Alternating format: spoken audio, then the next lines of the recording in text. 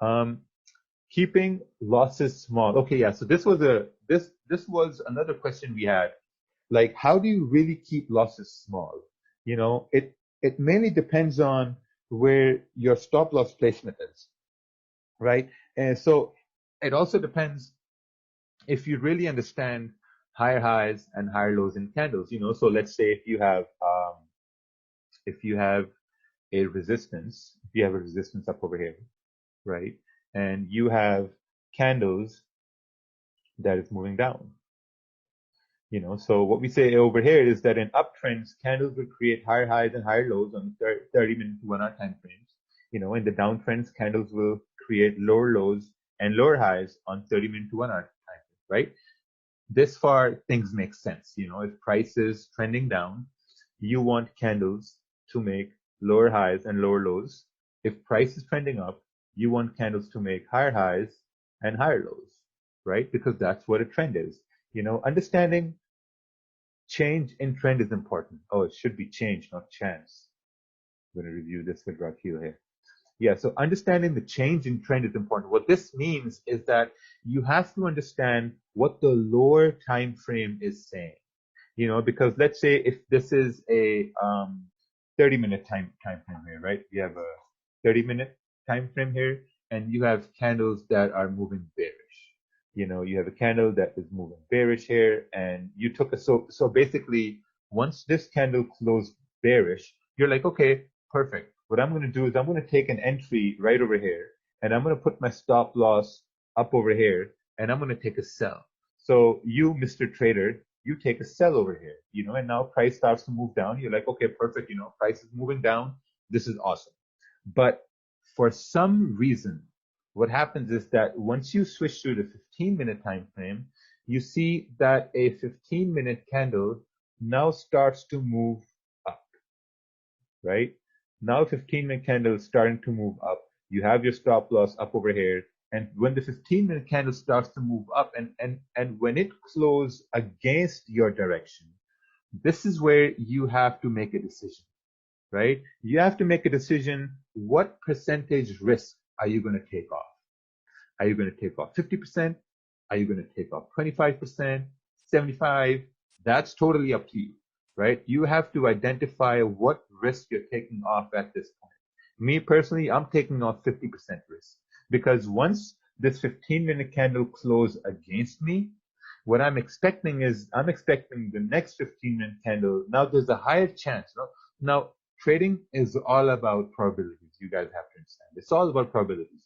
When the 15-minute candle closes like this, there's a higher probability for the next 15-minute candle to maybe go up like this, right? And if the next 15-minute candle is going to go past my entry, and if it's going to go in drawdown, if it's going to take me in drawdown, I want it to take my 50% position in the drawdown, not the whole position, because once it's in drawdown, there's a high chance we might break above this resistance as well and hit my stop loss. So let's say if you have a one lot running, right? And if the candle closes, the first 15-minute candle closes bearish, you might want to close off maybe 0.5 lot, because if this is a 10 pip spread, if this is a 10 pip stop loss right over here, if this is a 10 pip stop loss, and if a one lot hits your stop loss, you're losing $100, but if price comes back to your entry point and you close 50%, now you've reduced your risk by 50%. Because sometimes what does happen is that when price comes to your break even, and let's say some guys say, oh yeah, like, I had my stop loss at break even and price came to my, like where my entry was, and I closed position, and then price went my way, man, like, fuck, like I should have let it open, like it always happens to me, like this market is so difficult, you're blaming everybody, but the thing is, now you have to manage your risk. When price is coming back to your entry, and if you still believe that price will continue to go your way, but you're still uncertain about it, it's always better to close some percentage position. I'm always closing 50%. Whenever price comes back to my entry, now instead of closing out at break even, I'm closing out 50%. because in the past it has happened, price comes to my entry, I close everything, and then price goes to where I wanted it to go, and I'm like, oh man, should have just held it, or should have just kept it, whatever. But we don't know that, because like everything is based on probability. So when you're closing 50%, now you're taking off 50% risk, and now you are stress free. Because the main cause of stress in trading is when we go in a drawdown, right? And when we go in a drawdown, now we're expecting a loss. Some people don't know their risk. Some people are over leveraged. You don't know how much you're going to lose when you hit your stop loss. So the rule of thumb here is, I would say everyone needs to adopt this methodology to keep your losses small. Because if you close 50% over here and price hits your stop loss, now you lose $50 instead of losing $100. So now you've kept your stop loss small. So now when you take a winning trade, and that winning trade, you end up with 10 pips, now you're in profits, because now if it hits your take profit on a one lot, you have made $100 minus the 50 you lost over here. Now you're up $50, but if you don't close 50%, or if you don't close a percentage position and it hits your stop loss, and if the next trade wins, then you're at break even. You're not going anywhere. This is the main problem people have. The main problem I see, the questions I see or I get are basically, hey man, so I keep taking trades, my risk is managed, but overall I'm at break even. I win a trade, I lose a trade, I'm at break even, I win another trade, I win another trade, and then lose two trades, I'm still at break even, I'm not moving. The reason why you're not moving is because you're not managing your risk. I don't know why people don't teach this. I don't know why no one talks about this. I mean, this is really important, man. Like, you need to understand how much you're taking off the position, how much risk you're taking away, because it makes no sense to take the whole stop loss, right? So in the same way, like, if prices moving up, so you're looking at the smaller time frames. Okay, what's this? What if the trade goes back your way? Do you add the 50% back? Depends. I still have some material to write on it. So we're going to discuss how to add positions to winning trades in more detail on May 17th.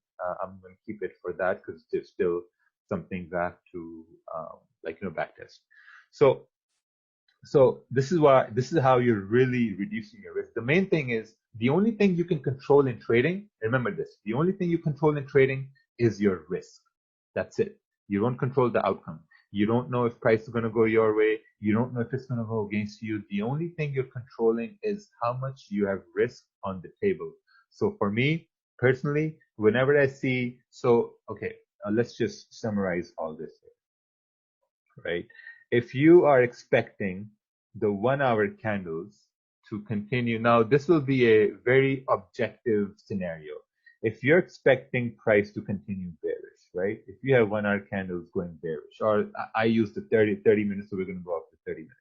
If you're seeing the 30-minute candles going bearish and they're making lower highs and lower lows, and for some reason, if there's a 15-minute candle that's closing bullish, then there's a higher chance that price may start to go against you. So this is where you need to see that, okay, well, I see a smaller time frame candle that's going against me.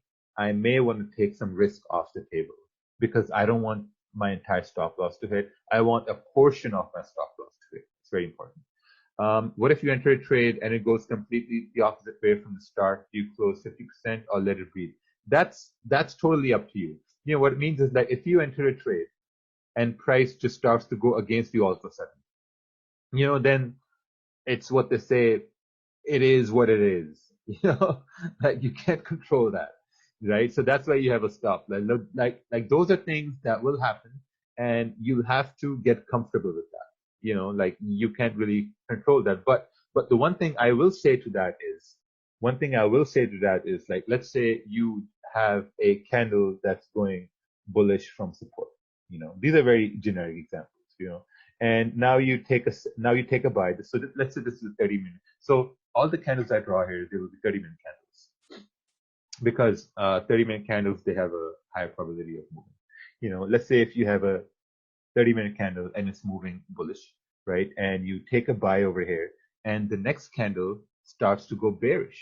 right? So next 30-minute candle starts to go bearish really, really quick. Now, there's a very high chance that before this candle comes down to hit your stop loss on the smaller time frame, you will see a candle close. Because you have to understand this. Someone asked a question about fake outs. Again, I explained, don't ask any questions until the end of the presentation. Everything is covered. I think I should just mute the comment section here, because I don't know, people don't listen. I mean, you have to let it flow. I mean, I took this time to make a presentation, so let it flow. Perfect. So when you're looking at the 30-minute candles, you have to understand that, okay, there are two 15-minute candles in one 30-minute candle. So there's a very high chance that before this 30-minute candle closes, you will have one 15-minute candle that will close bearish. So if you have one 15-minute candle closing bearish, or let me just draw them here on the side. So let's say you had, for better understanding, let's do this here. So you had a 15-minute candle that went up, and then you had the next 15-minute candle that went up. So these two 15-minute candles, they formed one 30-minute candle right over here, right? And now if you have the next 15-minute candle that's forming bearish, right? Now there are two things can happen. Maybe this bearish 15-minute candle is forming a lower wick on the 30-minute candle to push up. Okay, maybe it's forming a lower wick for a 30-minute candle to push up. Now this takes a lot of experience. So when I see, so now you have to look at the size. How big is the size? So if I'm seeing that the 15-minute candle over here is breaking the low of the previous 15-minute candle, at this point I'm closing out 50%. Because if it's breaking the low, what's a downtrend? A downtrend is when candles are making lower highs and lower lows, right? So if this candle is breaking the low, that means there's a higher chance for the next 15-minute candle to continue down as well. So at that point, I'm taking out 50% of the position, because now I'm being safe. I don't want price to hit my complete stop loss. I want to keep my money with me. I don't want to lose 10% on my normal, like I use 10 lots right now. I don't want to lose 10 pips on a 10 lot. I want to lose maybe 10 pips on a 5 lot. I want to cut that in half. You have to really make these rules. And this is where Magic Keys come in handy, where you can just close out a percentage ASAP. Because as you're moving your mouse towards your monitor or your terminal, you're thinking, right? You're thinking, oh, and while you're moving your mouse, you're watching the candle form. Now you're giving the room for more thoughts to come in. As you're thinking, you're like, okay, maybe I want to move your stop. Okay, the first thing is, don't move your stop losses. If you're moving your stop losses, you're fucking up right over there. Don't move stops. If you're placing the stops, you have to respect the stop losses. If you're moving your stop losses, I can guarantee you will never ever go anywhere in trading if you're moving your stops. So never move your stops. If you really want to move your stop losses, instead of moving stops, close 50%. Because now you're letting go of 50% stress, anxiety, whatever the case may be, right? So I hope keeping losses small, it made sense here. Of course, we're going to simulate this later on too, but it's really important. You have to make rules like how much are you going to close when you see candles closing bullish or bearish, or when you see candles closing against you. I always do that. And it has helped me keep my losses small. You guys have seen this. I've done it in the live streams, posted my results about it. Because now what's going to happen is if you're keeping your losses small like this, if you're closing out certain percentages, now you're giving room for more gains. Because I know a lot of people in this webinar, we have like 104 people, you're all profitable. You all have really, really good analysis. You have to adopt this change and you're going to see a big change. So when you see a change like this, when you're keeping losses small, man, you're going to have less stress. You're going to have less anxiety. You're not going to be worried about things as well. Really important point mentioned, if you're thinking of a stop loss, close half. Yes, exactly. That's awesome. Just close half. Just close half. If you think your stop is going to get hit, but if you really think price is going to go your way, just close half position, and it's just great. It's like taking off a 50 kg backpack.